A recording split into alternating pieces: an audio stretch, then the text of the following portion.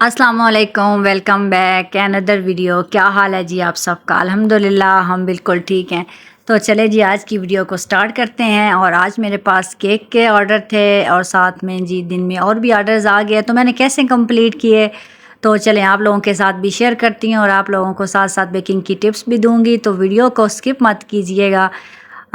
तो सबसे पहले जी मैंने बनाना था 2 टायर केक, तो उसके लिए मैंने स्पंज वगैरह जो है वो ऑलरेडी एक दिन पहले ही बेक करके रख लिए थे, क्योंकि एक ही दिन में भी सारा काम कंप्लीट करना मुश्किल हो जाता है।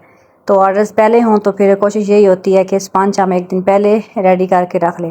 फ़ॉन्डेंट का काम जो है वो भी एक दिन पहले करके रख लिया जाए तो ज़्यादा बेटर होता है, क्योंकि जो सारे होते हैं ना फिर अल्फ़ाबेट्स वो ड्राई सही से हो जाते हैं। लेकिन मैं बिज़ी थी इसलिए फिर मैंने उस दिन ही बनाए थे। और उसके बाद जी ये जो हार्ट केक है ये मेरी हेल्पर ने बनवाया है, उसने अपनी सिस्टर के लिए, और उसने कहा कि बाजी मुझे भी बना दे। मैंने कहा चलें जी, दिल सभी का करता है किसी के पास हो या ना हो, तो मैंने कहा चलें आज उसको भी बना के देती हूँ। तो अल्फ़ाबेट जो हैं वो हैप्पी बर्थडे HBD लिखना था और साथ में जी बॉय का नाम लिखना था। तो वो मैंने लिख के और जब ड्राई हो गया उसके बाद मैंने इसको गोल्डन डस्ट के साथ ऊपर से कलर किया है। गोल्डन डस्ट के अंदर थोड़ा सा ऑयल डाल के तो उससे हम ये इसको कलर करते हैं। और उसके बाद बस ये मैंने फिर रख दिया था। मैंने कहा चले सही से ड्राई हो जाए, क्योंकि मुझे टाइम था अभी केक देने में, और इसलिए उसके बाद में यहाँ पे ऑर्डर आ गया था जी पिज़्ज़ा का। लाइट नहीं थी, पहले तो मैंने ऑर्डर लेने नहीं था, फिर उन्होंने कहा चलें जब लाइट आए फिर हमें दे दे। तो मैंने दिन के 2 बजे ये उनसे ऑर्डर ले लिया था। मैंने कहा 2 बजे तक मैं ये डिलीवर आपको करवा दूँगी। तो यहाँ पे लाइट ना होने की वजह से डो जो है वो फिर मैंने हेल्पर को कहा चलें जी डो बनाओ।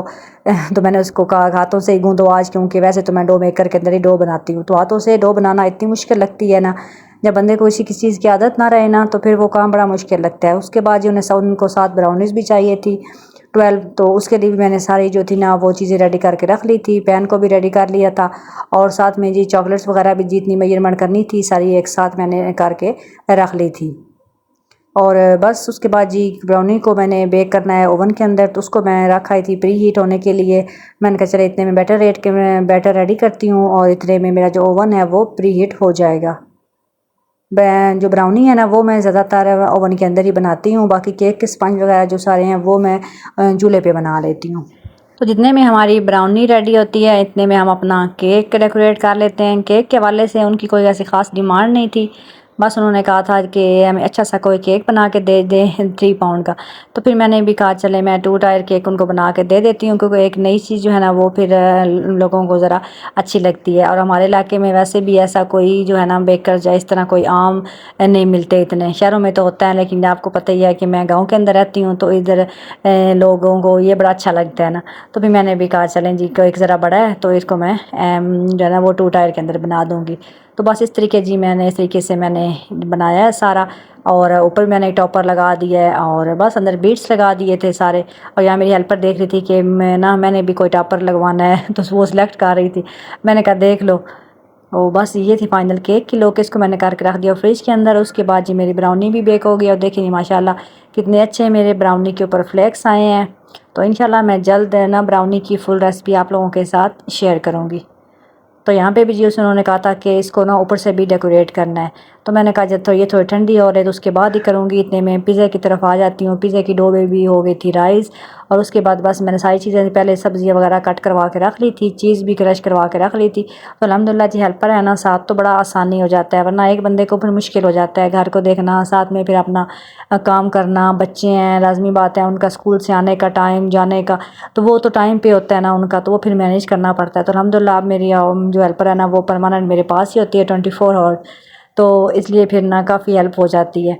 तो यहाँ बस मैंने कहा जी जैसे जैसे ओवन मेरा ऑलरेडी प्री हीट है, मैं ना ओवन के अंदर रख के आती हूँ पिज़्ज़ा को और उसको बेक कर लेती हूँ। तो बस जी यहाँ पे अल्हम्दुलिल्लाह पिज़्ज़ा बेक होके आ गया था और इसको बस अब डिलीवर करवाती हूँ। और साथ में जी ब्राउनी को भी मैंने इस तरीके से ना वो फाइनल ऊपर से चॉकलेट से ना उसकी कोटिंग कर दी थी, डिज़ाइन बना दिया था, कुछ वाइट चॉकलेट चिप्स रख दिए थे और उनके 2 पिज़्ज़ा थे। तो फिर मैंने इसको ना इस तरीके से अपना जो बॉक्स है उसके अंदर डलवा के तो दिया था।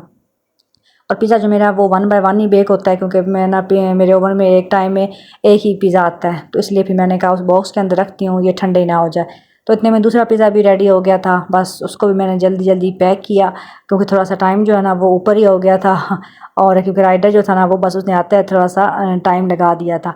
और बस ये हो गया जी मेरा पैक और अब मैं इसको भिजवाती हूँ। इसको भिजवाने के बाद टेंशन जो है ना वो मेरी थोड़ी सी कम हो जाएगी क्योंकि बाकी जो केक है ना वो मुझे 4 बजे देना था, तो इसलिए मुझे थोड़ा ये था कि ये चला जाए ऑर्डर, बाकी की खैर है। उसके बाद बस जी यहाँ पे जी इस केक की बारी भी आ गई थी और ये भी लेने के लिए आ गया था।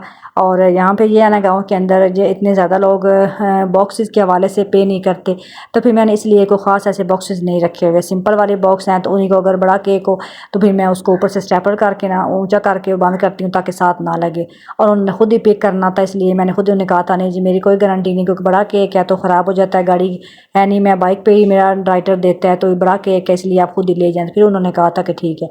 उसके बाद मेरे हेल्पर ने कहा था कि मेरा केक बना दें, आज मैंने घर जाना है तो मैंने घर लेके जाना है। तो वो बस कर रही थी मेरा बड़ा प्यारा बनाना, मेरे केक के ऊपर ये भी करना वो भी करना, साथ साथ ना मुझे इंस्ट्रक्शन दे रही थी क्योंकि वो देखती रहती है ना केक बनते हुए, तो उसका भी दिल करता है कि अब सारा कभी बीट्स क्या है बाजी ये लगा दें, कभी फिर क्या मुझे फॉन्डेंट से मुझे नाम भी लिख के दे। मतलब ना इस तरह मेरे हाथ देखें जी रेड फॉन्डेंट का काम करते करते हाथ मेरे ऐसे सारे रेड हो गए थे। तो बस उसके बाद जी बनाया मैंने ये अपना केक और बच्चे क्योंकि काफ़ी दिनों से कह रहे थे कि मामा आपने अपनी बर्थडे का केक भी नहीं खिलाया, तो बस बिज़ी थी इसलिए मैंने कहा चलें आज मैं जैसे बाकी केक बना रही हूँ तो मैंने उनको कहा था कि चलें आज आपको बना के ये भी खिला दूँगी।